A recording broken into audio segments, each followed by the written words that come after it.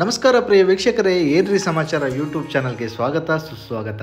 ಇವತ್ತು ನಾವು ಚಿತ್ರದುರ್ಗ ಜಿಲ್ಲೆಯ ಹೊಸದುರ್ಗ ತಾಲೂಕಿನ ಮತ್ತೋಡಿನ ಗುರುಸಿದ್ದರಾಮೇಶ್ವರ ಸ್ವಾಮಿ ದೇವಸ್ಥಾನಕ್ಕೆ ಹೋಗ್ತಾ ಇದ್ದೇವೆ.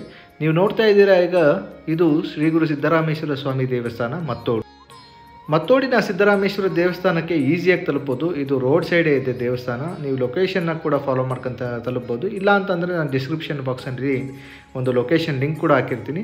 ಅದನ್ನು ಯೂಸ್ ಮಾಡ್ಕೊಂಡಾದರೂ ನೀವು ದೇವಸ್ಥಾನನ ಈಸಿಯಾಗಿ ತಲುಪಬಹುದು. ನನಗೆ ಈ ದೇವಸ್ಥಾನದಲ್ಲಿ ತುಂಬ ಇಷ್ಟ ಆಗಿದೆ ಏನಂದರೆ, ಸಿದ್ದರಾಮೇಶ್ವರ ಸ್ವಾಮಿಯವರ ಮೂರ್ತಿಯನ್ನು ತುಂಬ ಚೆನ್ನಾಗಿ ಒಂದು ವಿಶೇಷವಾಗಿ ನಗುಮುಖದಲ್ಲಿರುವಂಥ ಸಿದ್ದರಾಮೇಶ್ವರನ್ನು ನಾವು ಇಲ್ಲಿ ಕಾಣಬಹುದು. ಇಲ್ಲಿನ ದೇವಸ್ಥಾನಕ್ಕೆ 2 ಬಾಗಿಲಿದೆ. ಒಂದು ದಕ್ಷಿಣಾಭಿಮುಖವಾಗಿ, ಇನ್ನೊಂದು ಪೂರ್ವಾಭಿಮುಖವಾಗಿರುವಂಥ ಬಾಗಿಲು. ಬನ್ನಿ ದೇವಸ್ಥಾನದ ಒಳಗಡೆ ಹೋಗಿ ಶ್ರೀ ಗುರು ಸಿದ್ದರಾಮೇಶ್ವರರ ದರ್ಶನವನ್ನು ಪಡೆಯೋಣ.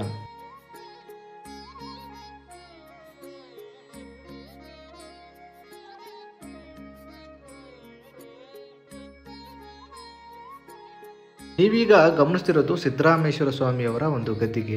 ಸ್ವಾಮಿಯವರ ಗದ್ದಿಗೆ ಒಂದು ಹಿತ್ತಾಳ ಮಂಟಪವನ್ನು ಮಾಡಿ ಶ್ರೀ ಸ್ವಾಮಿಯವರನ್ನು ಒಂದು ಗದ್ದಿಗೆ ಮೇಲಿಟ್ಟು ತ್ರಿಕಾಲದಲ್ಲಿ ಪೂಜೆ ಮಾಡ್ಕೊಳ್ತಾ ಬಂದಿದ್ದಾರೆ. ಈ ಗದ್ದೆ ಸಿದ್ದರಾಮೇಶ್ವರ ಸ್ವರೂಪವಾಗಿ 3 ಲಿಂಗಗಳನ್ನು ಕೂಡ ನೀವು ಗಮನಿಸ್ಬೋದು. ಇನ್ನೊಂದು ಲಿಂಗ ಇಲ್ಲಿ ವಿಶೇಷವಾಗಿ ಇನ್ನೊಂದು ಲಿಂಗ ಇದೆ, ಅದನ್ನು ದೊಣ್ಣೆ ಸಿದ್ದರಾಮಪ್ಪನವರು ಅಂತಲೂ ಕೂಡ ಕರೀತಾರೆ. ಅದನ್ನು ವಿಶೇಷವಾಗಿ ಇಲ್ಲಿ ಪೂಜೆ ಮಾಡ್ಕೊಂಡು ಬಂದಿದ್ದಾರೆ. ನಮ್ಮೆಲ್ಲ ಗದ್ದಿಗೆಗಳಲ್ಲೂ ಕೆಲವೊಂದು ಗದ್ದಿಗೆಯಲ್ಲಿ 3 ಲಿಂಗ ಇದೆ, ಕೆಲವೊಂದು ಗದ್ದಿಗೆಯಲ್ಲಿ 5 ಇದೆ. ಅದೇ ರೀತಿ ಇಲ್ಲಿ ವಿಶೇಷವಾಗಿ ಒಂದು ವಿಭಿನ್ನ ರೀತಿಯಲ್ಲಿ ಒಂದು 4 ಲಿಂಗ ನೀವು ಗಮನಿಸ್ಬೋದು.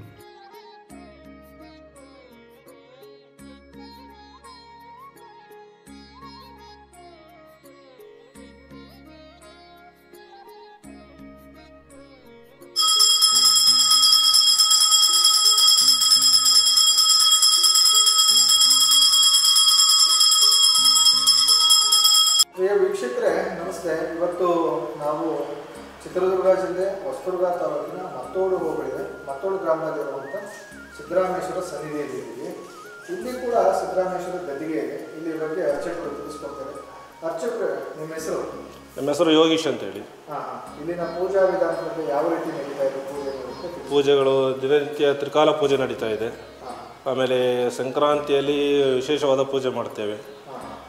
ಮತ್ತು ದಸರಾದಲ್ಲಿ ಅಂಬಿನ ಸೇವೆ, ಸ್ವಾಮಿಯನ್ನು ಹೊರಟು ಪಲ್ಲಕ್ಕಿ ಹೊತ್ತಿಯಲ್ಲಿ ರಾಜಬೀದಿಯಲ್ಲಿ ಮೆರವಣಿಗೆ ಮಾಡಿಕೊಂಡು ಅಂಬಿನ ಬನ್ನಿ ಮಂಟಪಕ್ಕೆ ಕರ್ಕೊಂಡೋಗಿ ಅಲ್ಲಿ ಅಂಬಿನ ಹೊಡೆದುಕೊಂಡು ಬರ್ತೀವಿ.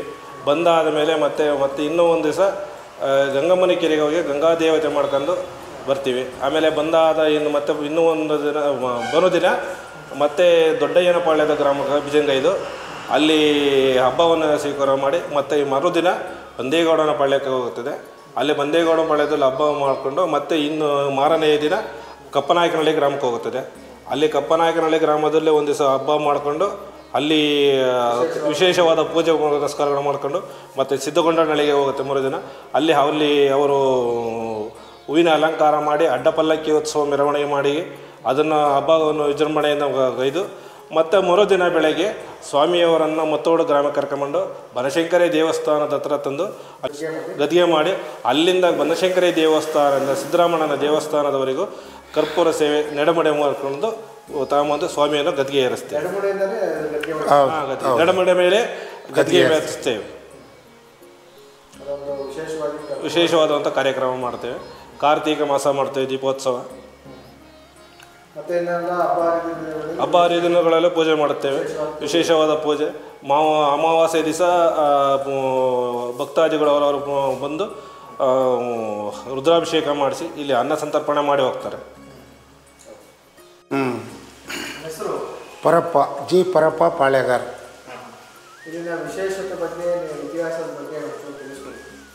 ಹಿಂದೆ ಈ ಗುರು ಸಿದ್ದರಾಮೇಶ್ವರನ ಹಿಂಭಾಗದಲ್ಲಿರತಕ್ಕಂಥದ್ದೇ ಪಾಳ್ಯಗಾರರ ಮನೆ. ಅಂದು ಪಾಳ್ಯಗಾರರು ಕುದುರೆ ಮೇಲೆ ಎಳ್ನೋಡಿಗೆ ಹೋಗಿ ಬೆಳಗಿನ ಪೂಜೆ ಮಾಡಿಸ್ಕೊಂಡು ಅಲ್ಲಿಂದ ಕುದುರೆ ಮೇಲೆ ಇಲ್ಲಿ ಬರ್ತಿದ್ರಂತ. ಇದು ಹಿಂದೆ ಹಳೆಯ ಗುಡಿ, ಮಣ್ಣಿನಲ್ಲಿ ಹಿಂದೆ ಕಟ್ಟಿರತಕ್ಕಂಥ ಗುಡಿ ಇದು. ಕೊನೆಗೆ ಈಗ 2005ರಲ್ಲೇನೋ ಇದನ್ನು ಗುಡಿ ನಿರ್ಮಾಣ ಮಾಡಿದ್ದೀವಿ. ಪರವಾಗಿಲ್ಲ, ಭಕ್ತಾದಿಗಳಿದ್ದಾರೆ. ಇದಕ್ಕಿನ್ನೇನು ಫಸ್ಟು ಗೌಡನ ಪಾಳ್ಯ, ದೊಡ್ಡೇನ ಪಾಳ್ಯ, ಅರಸಿನ ತೋಟ, ಶಾಂತಪ್ಪನ ಪಾಳ್ಯ, ಕಪ್ನಾಕ್ನಹಳ್ಳಿ, ಗೌಡನ ಪಾಳ್ಯ, ಸಿದ್ಗಾನಹಳ್ಳಿ, ಇಷ್ಟು ಊರು ಜನ. ಮೇಲೆ ಗುಡ್ಡಂದೇರ್ಲಿ ಕೆರೆ, ಕಂಚೀಪುರ. ನಿಮ್ಮ ಹೆಸರು? ಡಾಕ್ಟರ್ ಉದಯ್ ಕುಮಾರ್ ಅಂತ. ಸರ್, ಇಲ್ಲಿನ ಯಾವ ರೀತಿ ದೇವಸ್ಥಾನ ನಿರ್ಮಾಣ ಆಯಿತು, ಎಷ್ಟರಲ್ಲಿ ನಿರ್ಮಾಣ ಆಯಿತು ಅನ್ನೋದ್ರ ಬಗ್ಗೆ ತಿಳಿಸ್ಕೊಡಿ ಸರ್. ಸ್ವಲ್ಪ ಜೋರು ಮಾತಾಡಿ. ಮೂಲ 1604ನೇ ಇಸ್ವಿದು ನಮಗೆ ಏನು ಇತಿಹಾಸದಲ್ಲಿ ಕಂಡು ಬರ್ತದೆ. ಮತ್ತೋಡಿನಲ್ಲಿ ಹಿಂದೆ ಹಾಲಪ್ಪ ನಾಯಕ, ಗಿರಿಯಪ್ಪ ನಾಯಕ, ಸಂಗಪ್ಪ ನಾಯಕ ಇವರ ಆಳ್ವಿಕೆಯಲ್ಲಿ 2ನೇ ಹಾಲಪ್ಪ ನಾಯಕ ಪ್ರತಿ ದಿವಸ ಮಕ್ಕಳು ಇಲ್ಲದ ಕಾರಣ ಪ್ರತಿ ದಿವಸ ಎಳ್ನಾಡಿಗೆ ಕುದುರೆ ಮೇಲೆ ಹೋಗಿ ಬರ್ತಾ ಇರ್ತಾರೆ. ಎಳ್ನಾಡಿಗೂ ಮತ್ತೋಡಿಗೂ 26 ಕಿಲೋಮೀಟ್ರು ದೂರ ಆಗ್ತದೆ. ಪ್ರತಿ ದಿವಸ ಹೋಗಿ ಬೆಳಗಿನ ಜಾವದಲ್ಲಿ 4 ಗಂಟೆ ಪೂಜೆ ಮುಗಿಸ್ಕೊಂಡು ಬರುವಾಗ ಒಂದು ದಿನ ಸಿದ್ದರಾಮೇಶ್ವರರು ಹಾಲಪ್ಪ ನಾಯಕರ ಕನಸಿನಲ್ಲಿ ಬಂದು, ನೀನು ಎಲ್ಲಿವರೆಗೂ ಬರ್ತೀಯಾ, ನೀನು ನನ್ನನ್ನು ಯಾವಾಗ ಹಿಂದಕ್ಕೆ ತಿರುಗಿ ನೋಡ್ತೀಯಾ ಅಲ್ಲಿ ನಾನು ನೆಲೆಸ್ತೇನೆ, ನಿನ್ನೊಂದು ಗುಡಿ ಕಟ್ಟು ಅಂತಕ್ಕಂಥ ಹೇಳ್ತಾರೆ ಅಂತಕ್ಕಂಥದ್ದು. ಆಗ ಅದೇ ರೀತಿ ಪ್ರತಿದಿನ ಪೂಜೆಗೆ ಹೋಗುವಾಗ ಹಾಲಪ್ಪ ನಾಯಕರು ಬರುವಾಗ ಬಂದು ಈ ಮತ್ತೋಡಿನ ಕೋಟೆ ಭಾಗದಲ್ಲಿ, ಊರಿನ ಹೊರಗಡೆ ಇರತಕ್ಕಂಥ ಕೋಟೆ ಭಾಗದಲ್ಲಿ ಹಿಂದಕ್ಕೆ ತಿರುಗಿ ನೋಡಿದಾಗ ಅಲ್ಲಿ ಸಿದ್ದರಾಮೇಶ್ವರರು ಕಾಣಿಸ್ಕೊಳ್ತಾರೆ. ಆವಾಗ ಎಳ್ನಾಡುವಿನಿಂದ ಸಿದ್ದರಾಮೇಶ್ವರನನ್ನು ಕರ್ಕೊಂಡು ಬಂದು ಇಲ್ಲಿ ಪ್ರತಿಷ್ಠಾಪನೆ ಮಾಡಿದರು ಅಂತಕ್ಕಂಥದ್ದು ಇತಿಹಾಸ. 1604ರಿಂದ 1817ವರೆಗೂ ಅವರದ್ದು ಆಳ್ವಿಕೆ ಇರುತ್ತೆ ಮತ್ತೋಡಿನೊಳಗೆ. ಪಾಳೆಗಾರ ಆಳ್ವಿಕೆ ಇಲ್ಲಿ 1617 ಇರುತ್ತೆ. ಮೂಲ ಪುರುಷ ಚಿನ್ನದ ಗಿರಿಯಪ್ಪ ನಾಯಕ ಅನ್ನೋನು ಮತ್ತೋಡನ್ನು ರಾಜಧಾನಿಯಾಗಿ ಆಳ್ವಿಕೆ ಮಾಡ್ತಾರೆ. ಈ ಆಳ್ವಿಕೆ ಸಂದರ್ಭದಲ್ಲಿ ಹಲವಾರು ದೇವಸ್ಥಾನಗಳನ್ನು ಮತ್ತೋಡು ಹೋಬಳಿಯಲ್ಲಿ ಕಟ್ಟಿಸ್ತಾರೆ ಅವರ ಆಳ್ವಿಕೆಯಲ್ಲಿ. ಅದೇ ಮೂಲ ಬಂದ್ಬಿಟ್ಟು ಗದ್ದಿಗೆಯನ್ನು ಇಲ್ಲಿ ಪ್ರಾರಂಭ ಮಾಡಿ ಇಲ್ಲೇ ಪೂಜೆ ಮಾಡಲಿಕ್ಕೆ ಪ್ರಾರಂಭ ಮಾಡ್ತಾರೆ. ತುಂಬ ದಿವಸದಿಂದ ಇರ್ತಕ್ಕಂಥ ಈ ದೇವಸ್ಥಾನ ಹಾಳಾಗಿರುತ್ತೆ. ಪಾಳೆಗಾರರ ವಂಶಸ್ಥರು ಕಟ್ಟಿಸಿದ ನಂತರ ಹಾಳಾಗಿರುತ್ತೆ. ಇದನ್ನು 1999ರಲ್ಲಿ 2000ರಲ್ಲಿ ಒಂದು ಕಮಿಟಿಯನ್ನು ಮಾಡಿಕೊಂಡು ಆ ಕಮಿಟಿ ಮುಖಾಂತರ ಈ ದೇವಸ್ಥಾನವನ್ನು ಜೀರ್ಣೋದ್ಧಾರ ಮಾಡಿದ್ವಿ. ಜೀರ್ಣೋದ್ಧಾರ ಮಾಡಿದ ಸಂದರ್ಭದಲ್ಲಿ ಏನು ವಿಶೇಷ ಏನಿದೆ, ಸಿದ್ದರಾಮೇಶ್ವರ ಎಲ್ಲಿಂದ ಬಂದರು, ಹೇಗಾಯಿತು, ಇದನ್ನು ಜೀವನ ಚರಿತ್ರೆಯನ್ನು ಸಂಪೂರ್ಣ ಈ ದೇವಸ್ಥಾನದಲ್ಲಿ ಮಾಡಬೇಕು ಅನ್ನೋ ಉದ್ದೇಶದಿಂದ ಮೂಲ ದಕ್ಷಿಣ ದಿಕ್ಕಿಗೆ ಮುಖಭಾಗದಲ್ಲಿ ಕೈಲಾಸ ಪರ್ವತದ ಸೀನ್ಸು. ಆ ಕೈಲಾಸದ ಸೀನ್ಸ್ನಲ್ಲಿ ಮೂಲ ಅತ್ರಿಶಿರ ಊರ್ಧ್ವಶಿರ ಅಂತಕ್ಕಂಥ ಗಂಧರ್ವರು ಶಿವನ ಒಡ್ಡೋಲಕದಲ್ಲಿ ಇರ್ತಾರೆ. ಶಿವನ ಒಡ್ಡೋಲಕದಲ್ಲಿ ಇದ್ದ ಸಂದರ್ಭದಲ್ಲಿ ಅಲ್ಲಿಗೆ 3 ಕಾಲಿನ ಭೃಂಗಿ ಬರ್ತಾರೆ. ಆ 3 ಕಾಲಿನ ಭೃಂಗಿ ನಾಟ್ಯವನ್ನು ನೋಡಿದಂಥ ಅತ್ರಿಶಿರ ಊರ್ಧ್ವಶಿರ ಏನು ಮಾಡ್ತಾರೆ, ಇವನೇನು 3 ಕಾಲಿನ ಕುಂಟ ಇದ್ದಾನೆ, ಇವನೇನು ನಾಟ್ಯ ಮಾಡ್ತಾನೆ ಅಂತಕ್ಕಂಥ ಭಾವನೆಯನ್ನು ತಾಳ್ತಾರೆ. ಅವನಿಗೆ ಹಂಗಿಸ್ತಕ್ಕಂಥ ವ್ಯವಸ್ಥೆಯನ್ನು ಮಾಡ್ತಾರೆ. ಆಗ ಈ ಭೃಂಗಿಗೆ ಕೋಪ ಬಂದು ಅವರಿಗೆ ಶಾಪವನ್ನು ಕೊಡ್ತಾರೆ. ಶಾಪವನ್ನು ಕೊಟ್ಟಾಗ ಆ ಶಾಪ ವಿಮೋಚನೆಗೆ ಅತ್ರಿಶಿರ ಊರ್ಧ್ವಶಿರರು ಸೊನ್ನಲಾಪುರ, ಈಗಿನ ಸೊಲ್ಲಾಪುರದಲ್ಲಿ ಸುಗ್ಗಲಾದೇವಿ ಮುದ್ದುಗೌಡಾಗಿ ಹುಟ್ಟಿ ಬರ್ತಾರೆ ಅಂತಕ್ಕಂಥದ್ದು. ಹುಟ್ಟಿ ಬಂದಾಗ ಆ ಸಂದರ್ಭದಲ್ಲಿ ಮತ್ತೆ ನಾವು ಯಾವ ರೀತಿ ಕೈಲಾಸ ಪರ್ವತಕ್ಕೆ ಬರಬೇಕು ಅಂತ ಅವರು ಇಬ್ಬರು ಗಂಧರ್ವರು ಶಿವನನ್ನು ಕೇಳ್ತಾರೆ. ಶಿವನನ್ನು ಕೇಳಿದಾಗ ನಿಮಗೆ ಮುಪ್ಪಿನ ವಯಸ್ಸಿನಲ್ಲಿ 95ರ ನಂತರದಲ್ಲಿ ನಾನು ನಿಮ್ಮ ಸುಗ್ಗಲಾದೇವಿ ಹೊಟ್ಟೆಯಲ್ಲಿ ಹುಟ್ಟಿ ಬರ್ತೀನಿ ಅಂತಕ್ಕಂಥ ಮಾತನ್ನು ಶಿವ ಕೈಲಾಸ ಪರ್ವತದಲ್ಲಿ ಅವ್ರಿಗೆ ಹೇಳ್ತಾನೆ. ಆಗ ಅವರು ಸೊನ್ನಲಾಪುರಕ್ಕೆ ಬಂದು ಸುಗ್ಗಲಾದೇವಿ ಮತ್ತು ಮುದ್ದುಗೌಡರ ಜೀವನ ಮಾಡ್ತಾ ಇರ್ತಾರೆ. ಆ ಭಾಗದಲ್ಲಿ ಇದ್ದ ಸಂದರ್ಭದಲ್ಲಿ ಏನು ರೇವಣಸಿದ್ದೇಶ್ವರರು ಅವರು ತ್ರಿಕಾಲಜ್ಞಾನಿಗಳು, ಯಾವಾಗಲೂ ಅವರು ಸಂಚಾರದಲ್ಲೇ ಇರ್ತಾರೆ. ಏನು ಈ ಪಂಚಪೀಠಾಧಿಪತಿಗಳ ಪೀಠಗಳೇನಿದ್ದಾವಲ್ಲ ಅದರಲ್ಲೇ ರೇಣುಕರ ಪೀಠನೇ ಅಂತಾರೆ. ರೇವಣಸಿದ್ದೇಶ್ವರರು ಹೋಗುವಾಗ ಅವ್ರು ಯಾವಾಗಲೂ ನಡಿಗೆಯಲ್ಲೇ ಹೋಗೋದಿಲ್ಲ, ಯಾವಾಗಲೂ ಪಲ್ಲಕ್ಕಿಯಲ್ಲೇ ಇರ್ತಾರೆ. ಏನು ಸೊಲ್ಲಾಪುರದಲ್ಲಿ ಆಗ ಏನು ಮಾಡ್ತಾರೆ, ಅಲ್ಲಿ ಕೆಳಗಡೆಗೆ ಇಳಿಸ್ತಾರೆ, ಪಲ್ಲಕ್ಕಿಯನ್ನು ಇಳಿಸಿ ಶಿಷ್ಯರು ಕೇಳ್ತಾರೆ, ನೀವೆಲ್ಲೂ ಇಳಿದಿಲ್ಲ, ಇಲ್ಲಿ ಯಾಕೆ ಇಳಿತಾರೆ ಅಂದಾಗ ಇಲ್ಲಿ ಮುದ್ದಾದ ಸುಗ್ಗಲಾದೇವಿ ಹೊಟ್ಟೆಯಲ್ಲಿ ಸಿದ್ದರಾಮ ಅಂತಕ್ಕಂಥ ಮಗು ಜನ್ಮ ಆಗುತ್ತೆ ಅಂಥೇಳಿ ಆ ತಾಯಿ ಮನೆಗೆ ಹೋಗಿ ಆ ಗರ್ಭವನ್ನು ಸ್ಪರ್ಶ ಮಾಡಿ ಶಿವನೇ ನಿನ್ನಲ್ಲಿ ಹುಡ್ತಾನಮ್ಮ ಅಂತ ಹೇಳ್ತಾರೆ. ಇನ್ನು ಅವಳು ಸುಗ್ಗಲಾದೇವಿಗೆ 95 ವರ್ಷ ಆವಾಗ ನನಗೆ ಈ ವಯಸ್ಸಿನಲ್ಲಿ ಎಲ್ಲಿ ಮಗು ಆಗುತ್ತೆ ಅಂಥೇಳಿ ಅವಳು ಅಂದ್ಕೊಳ್ತಾಳೆ ಮನಸ್ಸೊಳಗೆ. ಅಂದ್ಕೊಂಡಾಗ ಇಲ್ಲ ಇದು ನಿಜ ಚರಿತ್ರೆ ಇದೆ ಅಂತಕ್ಕಂಥ ಮಾತನ್ನು ರೇವಣಸಿದ್ಧರು ಹೇಳ್ತಾರೆ. ಇದು ಮೊದಲನೇ ಚಿತ್ರದ ಭಾಗ, ಏನು ಮತ್ತೋಡಿನ ಸಿದ್ದರಾಮೇಶ್ವರ ದೇವಸ್ಥಾನದಲ್ಲಿ. ಇನ್ನು ಎರಡನೇ ಭಾಗದಲ್ಲಿ ಅಕ್ಕಮಹಾದೇವಿಯವರು ಕಲ್ಯಾಣಕ್ಕೆ ಹೋಗಿ ಶ್ರೀಶೈಲ ಚನ್ನಮಲ್ಲಿಕಾರ್ಜುನನೇ ನನ್ನ ಗಂಡ ಪತಿ ಅಂತಕ್ಕಂಥ ಭಾವನೆಯನ್ನು ಹೊಂದಿರ್ತಾರೆ. ಅಲ್ಲಿ ಅಲ್ಲಮ್ಮ ಪ್ರಭುಗಳು ಇವರೆಲ್ಲರೂ ಇದ್ದಂಥ ಸಂದರ್ಭದಲ್ಲಿ ನಂತರ ಇವಳು ಏನು ಮಾಡ್ತಾಳೆ, ಶ್ರೀಶೈಲಕ್ಕೆ ಹೋಗಿಬಿಟ್ಟು ಅಲ್ಲಿ ತಪಸ್ಸನ್ನು ಮಾಡಿ ಲಿಂಗೈಕ್ಯ ಆಗ್ತಾಳೆ ಅಂತಕ್ಕಂಥ ಸನ್ನಿವೇಶ ಎರಡನೇ ಚಿತ್ರದ್ದು. ಅಲ್ಲಮ್ಮ ಪ್ರಭುಗಳ ಒಡ್ಡೋಲಗ ಇವರು ಚನ್ನಬಸವಣ್ಣವರು. ಅಲ್ಲಮ್ಮ ಪ್ರಭು ಒಡ್ಡಗೋಲದಲ್ಲಿ ಅಕ್ಕಮಹಾದೇವಿ ಶರಣರು ಇರ್ತಕ್ಕಂಥ, ಸಿದ್ದರಾಮರು ಕೂಡ ಇರ್ತಕ್ಕಂಥ ಸನ್ನಿವೇಶ. ಇನ್ನು ಯಾರವರು ಮಡಿವಾಳ ಮಾಚಿದೇವರು 68 ಲಿಂಗಗಳನ್ನು ತಂದು ಪ್ರತಿಷ್ಠಾಪನೆ ಮಾಡಿರೋದು.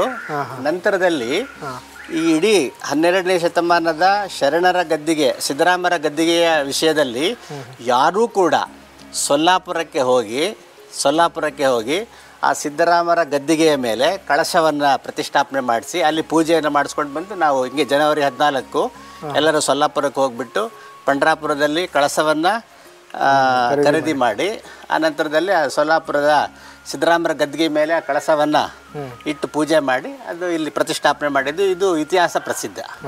ಇದು ಯಾಕೆಂದರೆ ಯಾರೇ ಕೂಡ 12ನೇ ಶತಮಾನದಲ್ಲಿ ಸೊಲ್ಲಾಪುರಕ್ಕೆ ಹೋಗಿ ಕಳಶವನ್ನು ಪ್ರತಿಷ್ಠಾಪನೆ ಅಲ್ಲಿ ಪೂಜೆ ಮಾಡ್ಕೊಂಡು ಬಂದಿಲ್ಲ. ನಾವು ಆ ಕೆಲಸ ಮಾಡಿದ್ವಿ. ಸೊಲ್ಲಾಪುರದಲ್ಲಿ ಹೇಗೆ ಒಂದೇ ಮುಹೂರ್ತದಲ್ಲಿ ಜ್ಯೇಷ್ಠ ಮಾಸದ ಹುಣ್ಣಿಮೆ ದಿವಸ 68 ಲಿಂಗಗಳನ್ನು ಒಂದೇ ದಿನ ಪ್ರತಿಷ್ಠಾಪನೆ ಮಾಡ್ತಾರೆ ಒಂದೇ ಸಮಯದಲ್ಲಿ. ಅದು ಅಷ್ಟ ಗಣಪತಿ ಮತ್ತು 68 ಲಿಂಗ ಅದು ತುಂಬ ವಿಶೇಷವಾಗಿರ್ತಕ್ಕಂಥ ವ್ಯವಸ್ಥೆ. ಇನ್ನು ವೀರಭದ್ರ ಸಿದ್ದರಾಮೇಶ್ವರರು ಚಿಕ್ಕ ವಯಸ್ಸಿನಲ್ಲಿ, ಆ ಕಡೆ ಮುಂದಕ್ಕಿದೆ ಅದು, ಸಿದ್ದರಾಮೇಶ್ವರರು ಚಿಕ್ಕ ವಯಸ್ಸಿನಲ್ಲಿ ಶ್ರೀಶೈಲಕ್ಕೆ ಪ್ರಯಾಣ ಮಾಡ್ತಾರೆ. ಮಲ್ಲಿಕಾರ್ಜುನ ಬಂದು ಹೊಟ್ಟೆ ಅವರು ಕುರಿಗಾಯಿ ಆಗಿರ್ತಾರೆ, ಮೊದಲು ದನಗಾಯಿ ಅಂದ್ಕೊಳ್ಳಿ, ದನಗಾಯಿ ಆಗಿರ್ತಾರೆ. ದನಗಾಯಿ ಆದ ಸಂದರ್ಭದಲ್ಲಿ ಪರಮಾತ್ಮ ಅದೇ ಮಲ್ಲಿಕಾರ್ಜುನ ಒಟುವಿನ ವೇಷದಲ್ಲಿ ಬರ್ತಾರೆ. ಒಟುವಿನ ವೇಷದಲ್ಲಿ ಬಂದು ಅವನ ಪೂಜೆ ಮಾಡ್ತಿದ್ದಾರೆ, ಸಿದ್ದರಾಮೇಶ್ವರನ ಪೂಜೆ ಮಾಡ್ತಿದ್ದಾರೆ ಲಿಂಗನ. ಯಾಕೆ ಈ ಪೂಜೆ ಮಾಡ್ತೀಯ ಅಂತ ಕೇಳ್ತಾರೆ. ಇಲ್ಲ, ನಾನು ಶಿವನನ್ನು ಆರಾಧನೆ ಮಾಡ್ತಾ ಇದ್ದೇನೆ ಅಂತ ಹೇಳ್ತಾರೆ.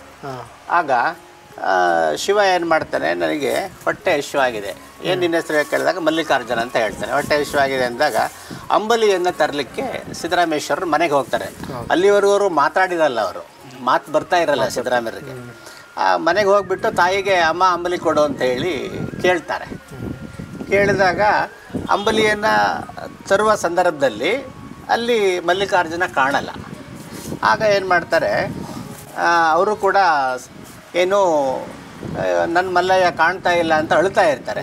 ಆಗ ಒಂದು ಏನು ಪ್ರವಾಸಿಗರು ಬಂದು ಹೋಗ್ತಾ ಇರ್ತಾರೆ. ಆ ಸೀನ್ಸಲ್ಲಿ ಪಕ್ಕದಲ್ಲಿ ಪ್ರವಾಸಿಗರು ಶ್ರೀಶೈಲಕ್ಕೆ ಹೊರಟಿರ್ತದೆ. ಎಲ್ಲಿಗೆ ಹೋಗ್ತಾ ಇದ್ದೀರಾ ಅಂತ ಕೇಳಿದಾಗ ನಾನು ಮಲ್ಲಿಕಾರ್ಜುನ ನೋಡ್ಲಿಕ್ಕೆ ಹೋಗ್ತೇನೆ, ನನ್ನ ಮಲ್ಲಿಕಾರ್ಜುನ ನನಗೆ ಬೇಕು ಅಂತ ಹೇಳಿ ಇವರು ಕೂಡ ಅವ್ರ ಜೊತೆಗೆ ಹೋಗ್ತಾರೆ. ಹೋದಾಗ ಅಲ್ಲಿರ್ತಕ್ಕಂಥ ಶ್ರೀಶೈಲದಲ್ಲಿರ್ತಕ್ಕಂಥ ಲಿಂಗವನ್ನು ತೋರಿಸಿ ಇವನೇ ಮಲ್ಲಿಕಾರ್ಜುನ ಅಂತ ಹೇಳ್ತಾರೆ.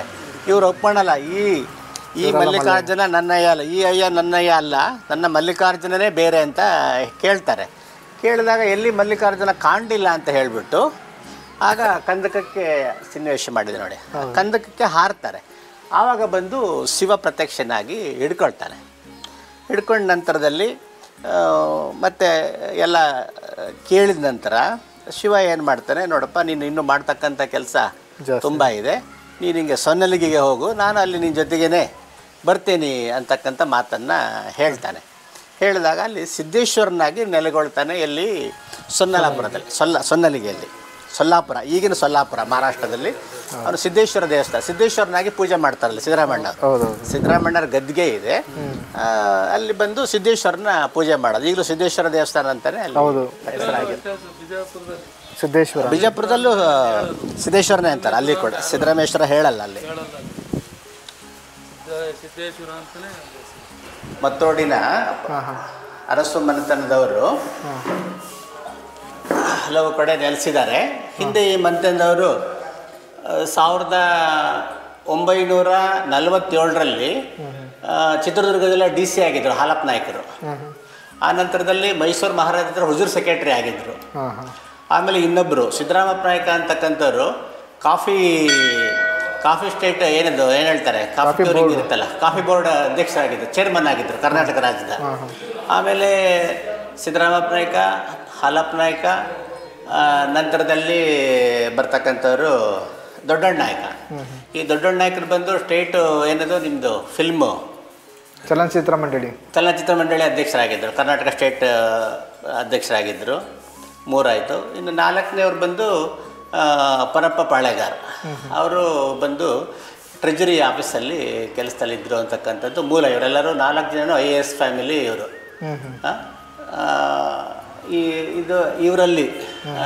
ಇವರಲ್ಲಿ ಒಬ್ಬರೇನು ಈಗ ಅಮೇರಿಕದಲ್ಲಿ ನೆಲೆಸಿರ್ತಕ್ಕಂಥ ಡಾಕ್ಟರ್ ಸೋಮಶೇಖರ್ ಪಾಳೆಗಾರ್ ಅವರ ಒಂದು ಮನಸ್ಸಿನ ಸಂಕಲ್ಪದಂತೆ ದೇವಸ್ಥಾನದ ಒಳಗಡೆಗೆ ಎಲ್ಲ ಶರಣರ ವಚನಗಳನ್ನು ಕೆತ್ತನೆ ಮಾಡಲಾಗಿದೆ ಅಂತಕ್ಕಂಥದ್ದು. ಆಮೇಲೆ ಇದೇ ಮಧ್ಯದವರು ಡಾಕ್ಟರ್ ಸುರೇಶ್ ಪಾಳೆಗಾರ್, ಅವ್ರ ಮನೆಯವರು ಸ್ಟೇಟ್ ಆರ್ಕಿಯಾಲಜಿ, ಉಷಾ ಅವರು ಸ್ಟೇಟ್ ಆರ್ಕಿಯಾಲಜಿ ಡೈರೆಕ್ಟರ್, ಈಗ ಅವರು ಸೆಂಟ್ರಲ್ ಆರ್ಕಿಯಾಲಜಿ ಡೈರೆಕ್ಟರ್ ಆಗಿದ್ದಾರೆ.